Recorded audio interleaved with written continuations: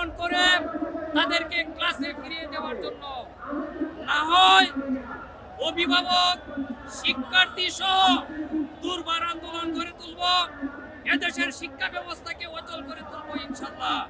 আমাদের দাবি অবশ্যই মানতে হবে, কোনো চল চাতুরি চলবে না। বিগত সরকারের দূষণরা সরকারের বিভিন্ন দায় দায়িত্বে বসে আছে, তারা কোনোভাবেই শিক্ষকদের ন্যায্য দাবি মেনে নেওয়ার জন্য শিক্ষা উপদেষ্টাকে পরামর্শ দেন না। বিপরীতে তাদেরকে অবজ্ঞা করে, তাদেরকে লাঞ্ছনা করে, পুলিশ পিটানো করে, তাদেরকে অপমান করছে। আমরা আমাদের যৌক্তিক ন্যায্য দাবি যতক্ষণ পর্যন্ত আদায় না হবে ততক্ষণ পর্যন্ত আমরা ঘরে ফিরবো না ইনশাআল্লাহ। ঠিক আছে না ভাই? ন্যায্য দাবি পূরণ না হওয়া পর্যন্ত আমরা ঘরে ফিরবো না ইনশাআল্লাহ। এই পরিবার আছে, প্রজ্ঞাপন দিতে হবে, দিয়ে দাও।